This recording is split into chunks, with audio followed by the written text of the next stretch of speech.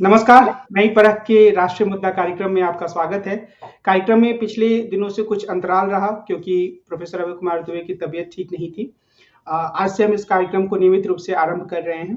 कार्यक्रम को आगे बढ़ाने से पहले मैं आप लोगों से अनुरोध करूँगा कि आप हमारे साथ नियमित रूप से जुड़ें, चैनल को सब्सक्राइब करें।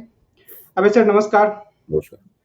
आमतौर पे जो लोग हमारे कार्यक्रम को देखते हैं, उनकी भी ये टिप्पणियाँ आई और यूट्यूब चैनल से जुड़े कई चैनलों पे मैं देख रहा था कि लोगों की टिप्पणियाँ बार-बार आ रही हैं, कि जिस तरीके से कई सारे पर्यवेक्षक, टीकाकार चुनावी राजनीति को समझा रहे थे, उससे बिल्कुल ही विपरीत नतीजे सामने आए। ऐसा लगा कि उन्हें इस बात का अंदाज़ा ही नहीं था कि ज़मीन पर क्या हो रहा है। हुँ, हुँ। इस संदर्भ में आपकी क्या टिप्पणी रहेगी? नहीं, ये टिप्पणियाँ सही हैं, लेकिन पूरी तरह सही नहीं है। ये आंशिक रूप से ही सही है। जैसे कि तेलंगाना के बारे में आम तौर पे जो कहा जा रहा था, वही नतीजा निकला। राजस्थान के बारे में भी जो कहा जा रहा था कि वहाँ भारतीय जनता पार्टी कांग्रेस को पीछे कर देगी, बावजूद इसके कि अशोक गहलोत बड़े पराक्रम से और नियोजनपूर्वक चुनाव लड़ रहे हैं, वो बात भी सही निकली। 2 चुनाव नतीजे मध्य प्रदेश और छत्तीसगढ़ के, वो ज़रूर जितने भी सर्वेक्षण हुए थे, जितने भी उन सबको वो झटका देने वाले साबित हुए नतीजे।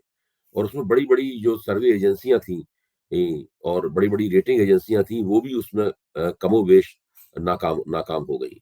और उसकी वजह हम लोगों को खोजनी चाहिए। जो घटना हो गई है, आखिरकार ऐसा क्यों हुआ? ये हम लोगों को खोजना चाहिए। और मेरी ये मान्यता है कि कांग्रेस भाजपा ये 2 चुनाव जीती नहीं है, बल्कि कांग्रेस 2 चुनाव हारी है।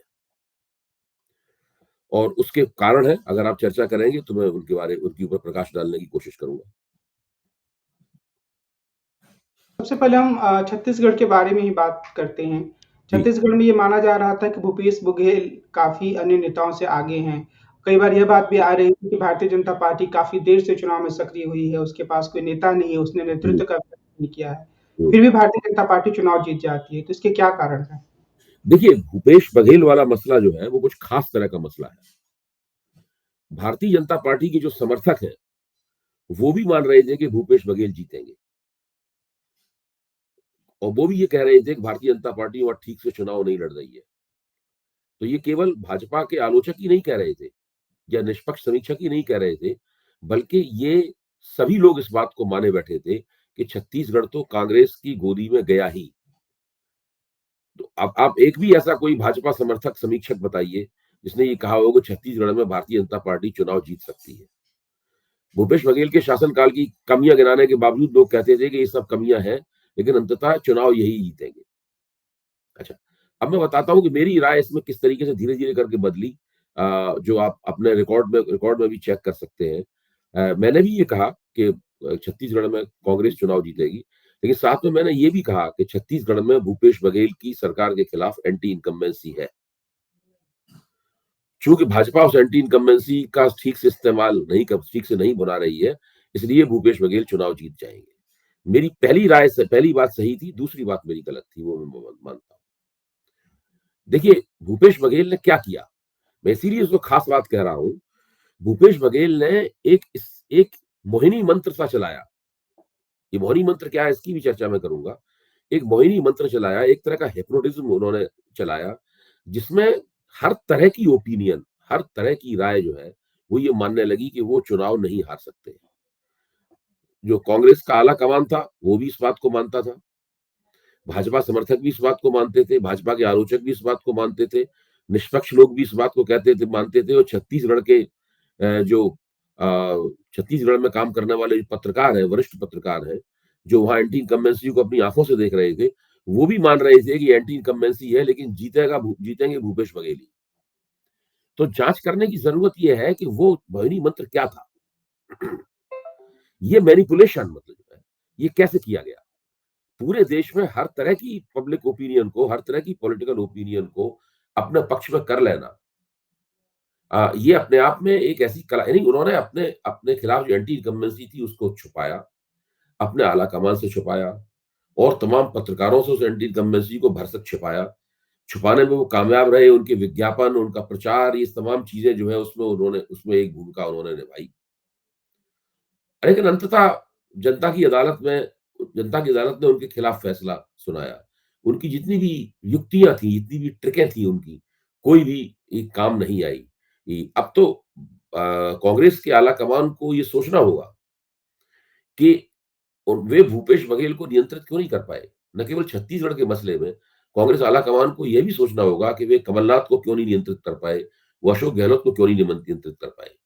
अगर कांग्रेस का आला कमान चौकन्ना होता और उसने क्षेत्रीय नेताओं को तरजीह देते हुए भी उनको बिल्कुल खुला नहीं छोड़ दिया होता कि वो क्षेत्रीय नेता अपने-अपने इलाकों के आला कमान बन गए थे। मतलब हम लोग कहते नहीं थे कि राजस्थान में आला कमान कौन? राजस्थान में आला कमान अशोक गहलोत। छत्तीसगढ़ में आला कमान कौन? भूपेश बघेल। मध्य प्रदेश में आला कमान कौन? कमलनाथ। स्थिति ये थी कि ये तीनों नेता आला कमान द्वारा दी गई किसी भी राय को तिरस्कार से कूड़ेदान में फेंक देते थे। आला कमान द्वारा भेजे गए जो पर्यवेक्षक थे, वो तिरस्कृत होके एक कोने में पड़े रहते थे। मैं आपको एक उदाहरण देता हूँ। अ, मध्य प्रदेश में एआईसीसी ने, जो सबसे बड़ी संस्था है कांग्रेस की, पहला पर्यवेक्षक को मुकुल वासनिक के तौर पे भेजा। कमलनाथ ने मुकुल वासनिक का बहुत तिरस्कार किया और जल्द ही मुकुल वासनिक ने आला कमान से कहा कि हमें यहाँ वापस बुला लीजिए, हम यहाँ कोई काम नहीं कर पाएंगे। मुकुल वासनिक वापस दिल्ली चले गए। उसके बाद दूसरा पर्यवेक्षक भेजा गया, जेपी अग्रवाल, जयप्रकाश अग्रवाल। यही हश्र जयप्रकाश अग्रवाल का हुआ, वो भी थोड़े दिनों बाद वापस आ गए। फिर तीसरा पर्यवेक्षक भेजा गया, रणदीप सुरजेवाला। वो वहां बस इसलिए टिक पाए क्योंकि वो कमलनाथ के तमाम आदेशों के ऊपर मोहर लगाते, ठप्पा लगाते रहे। तो ये जो परिस्थिति, अब जो राहुल गांधी के जो पोलस्टर चीफ थे, सुनील कोनोगलू, सुनील कोनोगलू को जब वहां भेजा गया तो कमलनाथ ने उनकी सेवाएं लेने से भी इनकार कर दिया और उन्होंने कहा हम अपनी एजेंसी का इस्तेमाल करेंगे। वही उन्हीं सुनील कोनोगलू ने तेलंगाना में जाकर कांग्रेस की जीत में एक सकारात्मक भूमिका निभाई। तो मैं कहना ही चाह और भी बहुत सी बातें हैं जो की जा सकती हैं। मैं बताना ही चाहता हूं कि क्षेत्रीय नेताओं पर भरोसा करना अच्छी बात है। ये मैं समझता हूं कि एक अच्छे पार्टी सिस्टम की निशानी है। लेकिन इसका मतलब ये नहीं है कि आला कमान उनको नियंत्रित करने की, निर्देशित करने की और सही रास्ते पे चलाने की और जो केंद्र की नीति है, उस नीति पे टिके रहने की ज़िम्मेदारी को छोड़ देगा और सब कुछ वही करने लगेंगे। केंद्रीय आला कमान केवल दर्शक बना रहेगा। कांग्रेस के आला कमान ने यही किया। भाई उन्होंने अशोक गहलोत से कहा कि आप टिकट काटिए ज़्यादा से ज़्यादा, अशोक गहलोत ने इनकार कर दिया। आला कमान उसे टिकट नहीं कटवा पाया। जी। ये एक चीज़ सामने आ रही है और संजय कुमार जो लोक नीति के प्रमुख हैं, उनकी उनका एक ट्वीट भी वायरल है। योगेंद्र यादव ने भी कुछ विश्लेषण दिया है, जिसमें ये बात आ रही है कि अगर कांग्रेस गठबंधन कर पाती राजस्थान में और शायद मध्य प्रदेश में भी, राजस्थान में ज़्यादातर, तो वो 40 सीटें और जीत सकती थी, अगर वो कुछ-कुछ क्षेत्रीय छोटे जो दल थे, जैसे भारत आदिवासी संगठन करके कोई एक दल बना है। तो क्या इसे भी आप कांग्रेस की एक नाकामी मानते हैं, जो क्षेत्रीय नेता थे उनका अहंकार कि और किसी को साथ नहीं लेना है, हम अकेले जीत जाएँगे? हाँ, बिल्कुल, अगर देखिए अगर योगेंद्र जी ने और संजय जी ने इस प्रकार का आंकड़ागत विश्लेषण किया है, तो ज़ाहिर है कि वो एक एम्पिरिकल एविडेंस है, हमें उसको गंभीरतापूर्वक लेना चाहिए। मैंने वो देखा नहीं है, अगर देखा हो तो आप मुझे उसे भेजिए, मैं भी उसके ऊपर गौर करूँगा। अगर वो क्षेत्रीय दलों की बात कर रहे हैं, तो मैं समझ सकता हूँ कि वो ठीक ही बोल रहे होंगे। लेकिन अगर वो समाजवादी पार्टी या आम आदमी पार्टी जैसे संगठनों की बात कर रहे हैं, तो मुझे नहीं लगता कि उस बात में ज़्यादा दम है। क्योंकि इन पार्टियों को तो इतने भी वोट नहीं मिले जो नोट इनको मिला दिया जाए तो वो नोटा से ज्यादा हो जाए। तो ये तो कांग्रेस की हार के कारण नहीं है। लेकिन जो क्षेत्रीय संगठन है, जिनका अपने अपने इलाकों में प्रभाव है, वो कांग्रेस की हार के कारण बन सकते हैं। क्या ये जो पूरी जीत है, वो जो भारतीय जनता पार्टी का एक मॉडल है? मोदी जी जा रहे हैं, क्षेत्रीय स्तर पे कुछ नेता काम कर रहे हैं, पर चेहरा मोदी जी का है, तो उसकी सफलता है और ये एक कारगर रणनीति भाजपा के पास है, जिसका इलाज विपक्षी दलों के पास नहीं है। भाई जहां पे ये रणनीति कामयाब होती है, वहां पर बहुत बल्ले बल्ले होती है। पूरा मीडिया मोदी की जय जयकार करने में लग जाता है। मोदी की बात को दिन रात टीवी पे दिखाया जाता है जैसे कि वही राष्ट्रगान हो आज की जमाने की राजनीति का। मोदी गारंटी नाम से तो सारे कार्यक्रम बन रहे हैं। उसमें बीजेपी वाले ही आते हैं, वही अपनी बात कहते हैं। आलोचकों को उन कार्यक्रमों में नहीं बुलाया जाता। अच्छा, ये तो जो जीत गया उसकी बल्ले बल्ले और उसकी अभ्यर्थना की जाती है, वही हो रहा है। लेकिन जब मोदी जी की ये बात नहीं चलती और वो हार जाते हैं, तब फिर कभी भी मोदी जी के ऊपर दोष नहीं दिया जाता। जैसे कि मान लीजिए मोदी जी ने कर्नाटक में जय बजरंगबली के नारे लगाए मंच से। जब कर्नाटक में भाजपा हार गई तो मीडिया ने कहा कि बजरंगबली वाला मुद्दा नहीं चला, लेकिन ये नहीं कहा कि बजरंगबली वाला मुद्दा किसने चलाया था, किसने पूरे जोश में अपने भाषणों में बजरंगबली जिंदाबाद के नारे लगाए थे, ये नहीं कहा। मोदी के ऊपर किसी प्रकार का दोषारोपण न हो जाए, यहां तक कि एक तरह का फर्जी तर्क भी विकसित किया गया कि मोदी की वजह से शहरी इलाकों में भाजपा के वोट बढ़ गए कर्नाटक में। तो अब सब पूछा जा सकता है कि भाई अगर मोदी इतने प्रभावी थे तो ग्रामीण इलाकों में क्यों नहीं बढ़े वोट?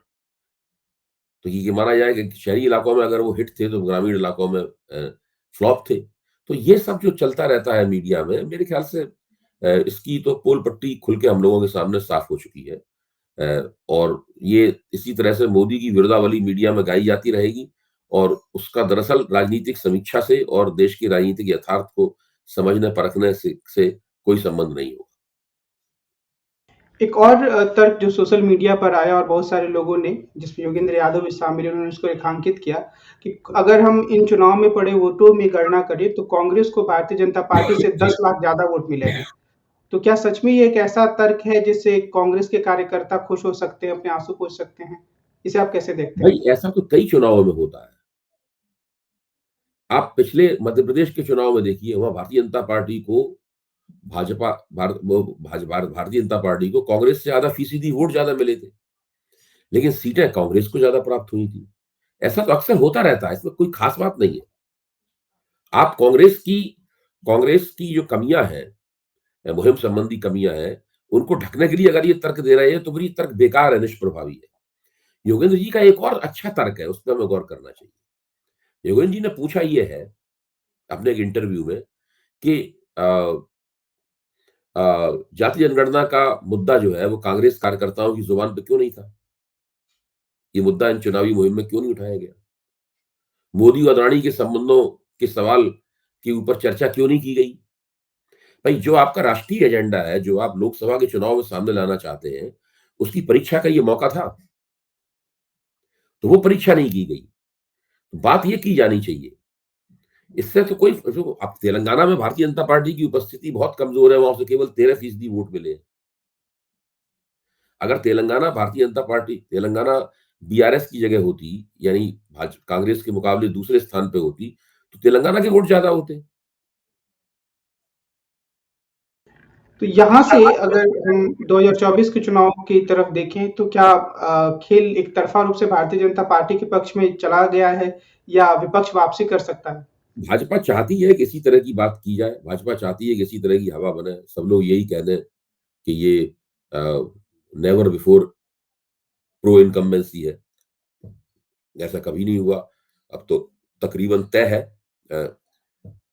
नरेंद्र मोदी का 2024 का चुनाव जीतना। लेकिन अगर इंडिया गठबंधन नहीं बनाया गया, अगर इन लोगों ने अपना न्यूनतम साझा प्रोग्राम जल्दी से नहीं बनाया और गठबंधन में शामिल सभी पार्टियों ने ये नहीं कहा कि ये न्यूनतम साझा कार्यक्रम ही हमारा घोषणा पत्र होगा, अगर सारे देश में भाजपा के मोदी के नैरेटिव के मुकाबले एक पैरेलल नैरेटिव नहीं चलाया गया, तो फिर ऐसा ही होगा। लेकिन अगर ये सब काम कर लिए गए, उनके करने के लिए भी पर्याप्त समय है, तो मुझे पक्का यकीन है कि ऐसा नहीं होगा। और जो देश में भी राजनीतिक घटनाक्रम हो रहा है, आज के दिन में महुआ मोइत्रा के साथ संसद सदस्यता समाप्त कर दी गई। तो क्या हम ये कह सकते हैं कि भारतीय जनता पार्टी और ज्यादा सख्त रूप से जो विपक्षी दलों के नेता उन पर आक्रामक हो रही है? देखिए, ये तो बहुत पहले से तय था। जब यहाँ तक कि जब आचरण समिति ने महुआ मोइत्रा के बारे में अपनी रिपोर्ट भी नहीं दी थी, जब आचरण समिति अपनी कार्रवाई चला रही थी, जिस तरीके से वो कार्रवाई चलाई जा रही थी, उसी से तय था। इसको अंग्रेजी में कहते हैं ना, फेट एकम्प्ली। वो पहले से ये उस पूरे मसले की किस्मत में यही लिखा था कि महुआ मोइत्रा की सदस्यता रद्द कर दी जाएगी। तो इसके अंदर हम भारतीय जनता पार्टी की विपक्ष के प्रति सख्ती क्या क्यों देखें? भारतीय जनता पार्टी की विपक्ष के प्रति पहले से ही सख्त है और वो उत्तरोत्तर सख्त होती चली जाएगी। अगर उसकी सख्ती से बचना है तो 2024 का चुनाव हराना पड़ेगा उसे। अगर 2024 का चुनाव फिर जीत गई तो आप उस सख्ती की कल्पना कर लीजिए क्या होगा। सारे जिन के मुगालते हैं वो सब निकल जाएंगे। तो क्या इससे हम ये उम्मीद कर सकते हैं, जो अक्सर आप एक कहानी सुनाया करते हैं कि जो जो अपनी जान बचाने के लिए दौड़ता है वो ज्यादा तेज दौड़ता है, तो विपक्ष के नेता अपने अहम को छोड़ पाएंगे? उम्मीद शुरू किया में सा लग रहा था हुँ, शुरू में लग रहा था कि हिरन जो है ना वो अपनी जान बचाने के लिए दौड़ रहा है, इसलिए कुत्ता उसे नहीं शिकारी कुत्ता उसे पकड़ने में नाकाम रहा। हुँ। लेकिन अभी तो दिखाई ये पड़ रहा है कि हिरन उतनी तेजी के साथ नहीं दौड़ रहा है। हिरन को बीच में उसकी स्पीड पे ब्रेक लग गए। यही तो मैं कह रहा हूँ कि अगर हिरन को समय रहते चेतना नहीं आई, तो शिकारी कुत्ता उसे पकड़ लेगा।